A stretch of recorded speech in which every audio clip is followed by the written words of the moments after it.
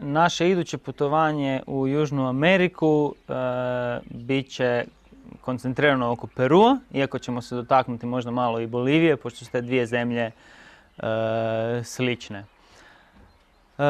Kao što sam ranije rekao u jednoj od emisija, Peru je nekako super zemlja za nekoga ko prvi put ode u Južnu Ameriku, jer je centralno pozicionirana, dosta je povoljno i zgodno letiti za Limu u odnosu na druge južnoameričke zemlje. I nekako idealna kombinacija zapravo te infrastrukture i turističke ponude i cijene u Peru. Ono prvo što ljudima zvoni u glavi, šta ih asocira na tu južnoameričku zemlju je Machu Picchu. Ja mislim većina ljudi pomisli na Machu Picchu, to je bez sumnje najslavnija ruševina odnosno ostatak Inka arhitekture u čitavoj Americi, i to kad govorimo o ne samo o Inkama nego i o drugim kulturama u Južnoj Americi, i uz njega vezani Cusco. Dakle, ako da kažemo par riječi o tim starim drevnim Inkama koji su bili na vrhuncu carstva prije nego što su Španjolci, uglavnom i ostali Europljani, stigli tamo krajem 15. stoljeća. To je bila jedna ogromna dinastija koja je vladala sa jednim carstvom koje se protezalo od juga današnje Kolumbije do sjevera današnjeg Čilea. Znači, ogromno carstvo koje je funkcioniralo jako dobro sa glasnicima, sa ekonomijom, sa svime što jednom carstvu treba, i zapravo su bili nekako već prošli zenit svojeg sjaja prije nego što su došli Europljani. To je upravo razlog zašto imamo tako dobro sačuvane i tako velebne spomenike arhitekture kao što je to, na primjer, Machu Picchu. U Machu Picchu se ide iz Cusca, potrebno je vlakom nekoliko sati, ili ima drugih varijanta koji idu čak pješke preko planinskih lanaca, kao na primjer što je to Salcantay Trek i slično. Ono najsjajnije kod Machu Picchu je svakako ta arhitektura, i ako imate dovoljno sreće da, kao što i mi to radimo i većina gostiju koja se malo napravi domaću zadaću prije toga, da ode spavati u Aguascalientes i da bude jako rano u Machu Picchu, znači da bude na lokaciji, to je kad još nema puno ljudi. To je stvarno lijep i poseban, možete onda dobiti jedan mistični ugođaj za razliku od nekog vremena 3 ili 5 popodne kad je već taj cijeli sajt krcat sa ljudima, kao što je Dubrovnik krcat u 7. ili 8. mjesecu sa ljudima. Nakon te arhitekture i nakon Inka, sljedeća stvar koja možda zvoni u Peru je naravno to je ogromna zemlja, ne? Znači, ima svoju obalu Pacifika, ima vrhunce Anda, ima gradić jedan koji se zove Huaraz, koji u okolici od nekakvih 100 km dijametra. Znači, u tom području ima 50 vrhova koji su 5700 metara, 6000 metara, znači ogromni vrhovi, koncentracija vrhova koje u Europi ne možete naći, a opet u kombinaciji sa tim subtropskim pojasom granica snijega je tek na 5000 metara, tako da praktički nema granica za fenomenalno planinarenje i trekove, gdje jedina granica je kišna sezona, to je jedini nekako ograničavajući faktor. Ko voli surfing na Pacifiku su dobri valovi za surfing. Meni osobno Pacifik nije neko najljepše more za kupanje, ali ima svoje neke druge draži koji su vezane za neke sportove i koji su vezane za bogati život, što pod morem i nad morem. Ima masu vrsta ptica, pingvini dođu čak toliko sjeverno da već uđu u neke otočiće koji su u peruanskom teritoriju blizu obale i slično. Cijela jedna regija koja je oko gradića Arequipe, koji je drugi najveći grad u zemlji, je vezana za, odnosno je puna, ispresjecana je brojnim kanjonima od kojih su nekoliko njih veći od Grand Canyona, a po mjerenjima koje danas dosta točno se mogu napraviti, pa ne može više baš svaki kontinent ili svaka zemlja koja drži do sebe tvrdi da ima nešto najdublje, najveće i najjače. Tamo su izmjerena dva najdublja kanjona na svijetu. Jedan je Cotahuasi i drugi je Kolka. U Kolku mi konkretno idemo na našim putovanjima sa nomadima. Dakle, prolazimo jedan od tih kanjona, drugi najdublji. Arequipa je prekrasan grad, znači tamo se možda ne može vidjeti, odnosno tamo se sigurno ne može vidjeti nekakvih drevnih ostataka Inka kulture, međutim može se vidjeti sjajna arhitektura koja je ostala od španjolskih osvajača, od konkvistadora. Oni kad su tamo došli vrlo brzo su pokorili Inke i napravili su, naravno, sve negativne konotacije koje su uz njih vezane u izrabljivanju jedne zemlje, jednog naroda, jednog bogatstva, su ipak ostavili povijesno bitne tragove koji se danas ljudi s pravom mogu uživati u gradovima kao što su Arequipa. Njega zato i nazivaju Bijeli grad, jer puno toga je napravljeno od bijelog vulkanskog kamena. Jako puno drugih građevina je pofarbano u bijelo i cijeli je zapravo u tom jednom bijelom ruhu. Ima jednu od najvećih katedrala u Južnoj Americi, odnosno kako oni to vole reći, to je jedina katedrala koja se prostire uz čitavu jednu dužinu glavnog trga. To je inače zanimljivo u Južnoj Americi kada se čovjek hoće orijentirati, pa u Europi ponekad dođete i pitate gdje je centar, je li tu centar, pa svi pitaju, a centar, koji centar, je li centar novi dio grada, stari dio grada, šta vi mislite šta je glavni trg. Međutim, u Južnoj Americi je svaki glavni trg, pardon, ne u Južnoj Americi, nego u Peru. U Peru je svaki glavni trg nekog grada Plaza de Armas. Tako da nema problema u nekakvom početnom snalaženju i uglavnom je sve tamo u okolici. Kad govorimo o konkvistadorima i o arhitekturi i kulturi koju su ostavili španjolski osvajači, naravno da je Cusco je super kombinacija ostataka Inka građevina, ali isto tako i građevina iz 16. 17. stoljeća koje su ostale nakon konkvistadora. Ne bi sad puno u ovom našem druženju pričao o povijesti, ali možda samo nekoliko crtica. Mislim, to je stvarno zanimljivo, jer ja se uvijek iznova kad to čitam, kad gledam nešto o tome, ja se ne mogu načuditi kak je taj Pizarro koji je bio nekakav pustolov i čovjek na kraju krajeva sa upitnim moralom, iako to stavimo u ono vrijeme, ali on je pokorio čitav jedan narod i kulturu i bili su zapravo izrazito surovi, kao što je Europa u cijelom onom razdoblju je i bila surova. Ali ono što mene fascinira je da je on sa 150 ljudi, 180 ljudi, ne sjećam se sad točno, čitao sam jednu jako dobru knjigu o čovjek je povjesničar i bio je predsjednik Geographic Society ili tako nekakve institucije, u neke velike institucije, i napisao je knjigu o tome, dakle oni sa 150-180 ljudi pokorio vojsku od 40.000 do 80.000 ljudi. Znači neobično lako. I onda se svi pitaju kao zašto, uvijek navode to vatreno oružje, dok međutim on kaže da ne, da je jedan od glavnih aduta bilo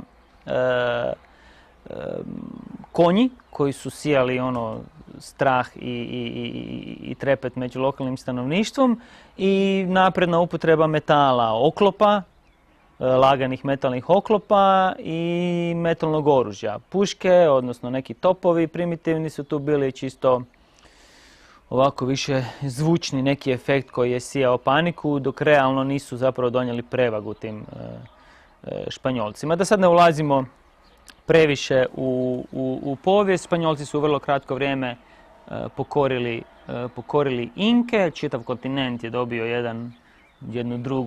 jedan drugi smjer.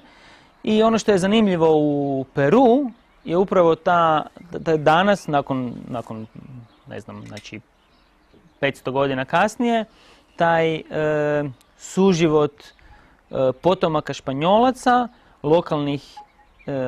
lokalnih Inka i ostalog autohtonog stanovništva i čitava jedna nova, rekao bi klasa, ali i rasa tih mestisa. To su potomci izmiješanih brakova između Španjolaca i lokalnog stanovništva, koji su danas zapravo većina njih je nekakva srednja klasa i nosioci današnjeg društva u Peru. Kad govorimo o Peru, nekako često se dotaknem i Bolivije, zato što te dvije zemlje imaju puno više sličnosti nego neke ostale zemlje u Južnoj Americi, što zbog geografije, što zbog povijesti. Jedan dio koji ih veže je svakako jezero Titicaca. To je jezero koje dijele, teritorij tog jezera dijele Bolivija i Peru. I naravno, pošto tamo riječ kaka znači nekako isto kao i kod nas, svaki narod će reći za sebe da imaju titi dio, a da ovi drugi imaju kaka dio, to jest da je njihov dio ljepši. Meni je osobno puno ljepši bolivijski dio jezera Titicaca i taj izgled Sol, koji je super ako čovjek ima više vremena i hoće malo uživati na tom otoku, uživati u zalasku sunca, u pastrvi iz rijeke, nekako je više čovjek u prirodi. S druge strane, ako govorimo o nekakvoj etnologiji i kulturi, ovaj dio oko Puna, koji je grad u Peru, na peruanskoj obali, je jako zanimljiv jer u toj okolici Puna živi jedna etnička skupina koja već jako dugo živi na tim otocima. Ono što je specifično je da su ti otoci plutajući, to su otoci od tog totora, to je jedna vrsta kao nekakve trstike koji onu vežu zajedno, povezuju i stvaraju jedan umjetni otok koji pluta i oni tamo žive, imaju kuće na tim otocima, imaju škole i tako već godinama funkcioniraju. Izvorno su jako puno lovili, naravno su se prehranjivali od ribe, te ptice sa jezera su isto lovili sa lukom i strijelom i bili su nekako očito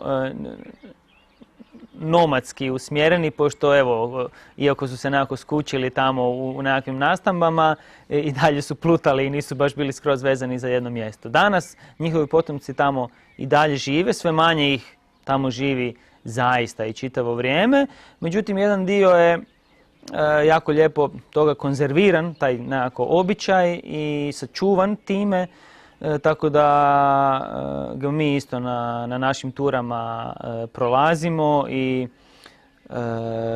dobijemo malo okus kako je to kad se živi na jednom takvom otoku. Evo, stvarno je čudno recimo hodati po tom otoku, jer osjetite da ne hodate po nečem tvrdom, osjetite da hodate na nečemu šta se miče, šta diše.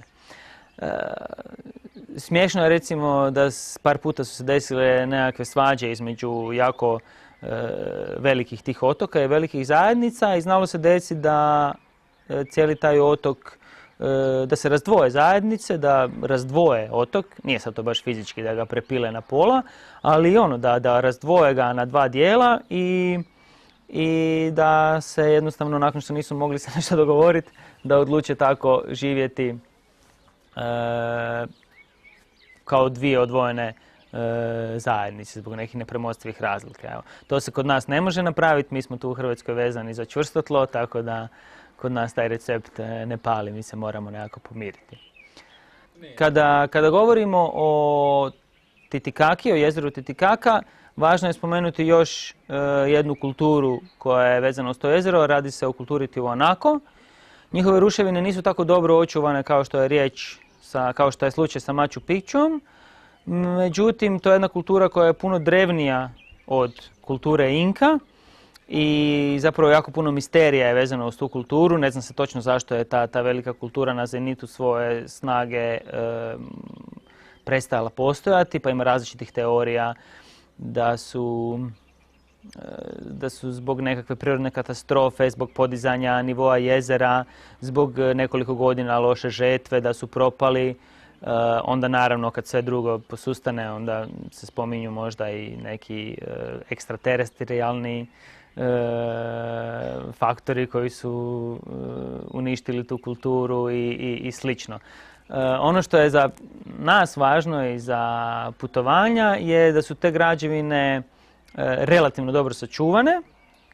To su uglavnom veliki kameni monoliti od kojih neki teže i do 25 tona i misterija je kako su uopće tamo dospjeli, kako takve velike stijene su mogli donesti u komadu ljudi koji nisu poznavali kotač i koji nisu imali nikakvu naprednu tehnologiju koja nama pada na pamet kako bi oni to mogli prenijeti.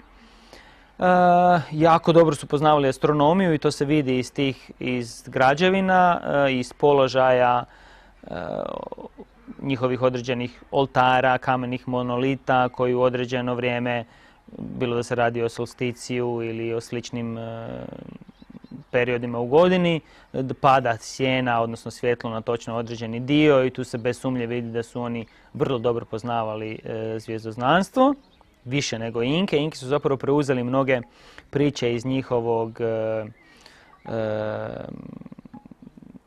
njihove kulture i njihove religije i jako puno od poznavanja gradnje u kamenu su preuzeli upravo te kulture Tiwanaku, koja isto zbog toga zaslužuje pažnju. Nažalost, ona je puno manje očuvana i puno manje je novaca u nju uloženo, pošto je Bolivija siromašnija od Perua i nekako kao da nema baš dovoljno sluha za očuvanje tih arheoloških nalazišta.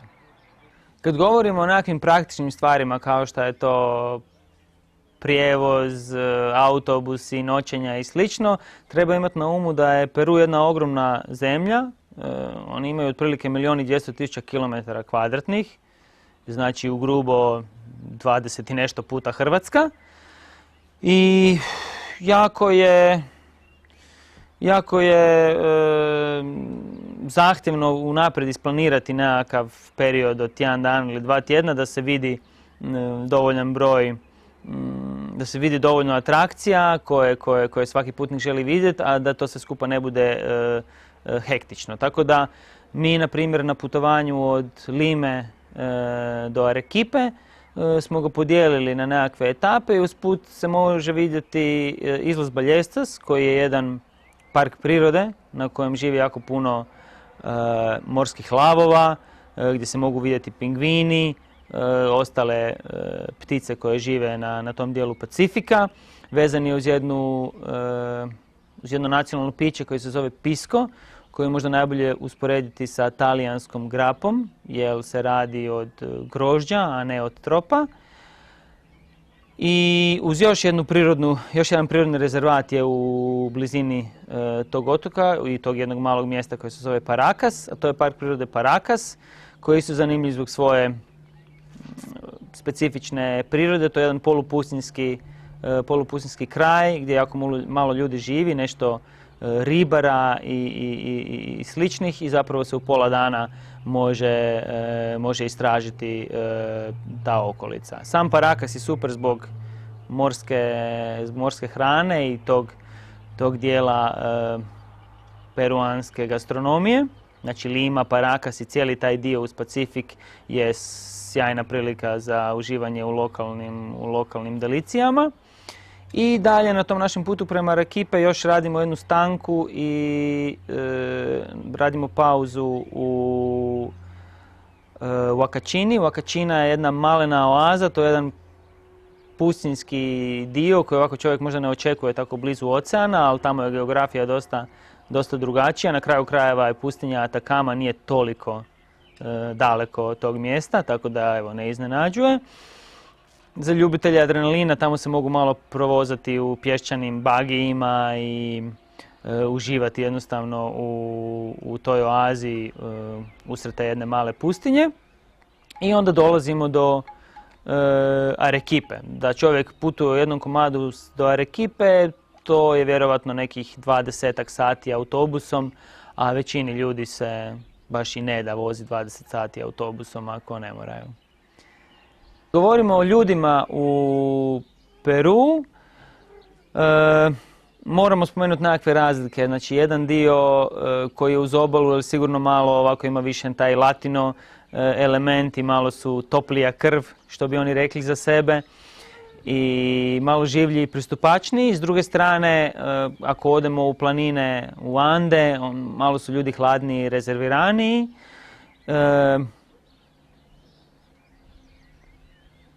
To je nekakva glavna možda razlika. Međutim, Peruanci su dosta susretljivi. Vole zapravo turiste, velik dio njih kuži da živi od turizma i nekako se tome prilagođava. Međutim, zna biti stresno ponekad putniku kad pokušava nešto dogovoriti, organizirati, jer zaista treba uzeti u obzir da taj njihov mentalni sklop nisu svi ljudi kao u Europi. Ne? Drugčije doživljavaju vrijeme, bitno drugčije voze, drugčije doživljavaju prometne propise, nemaju iste navike uvijek u higijeni, što nekad su bolji, nekad lošiji, nekad jednostavno drugčiji. I te nekakve razlike sve koje ponekad čovjeka razvesele, a ponekad ga iživciraju. Evo, šta još zaključiti u razgovoru o Peru?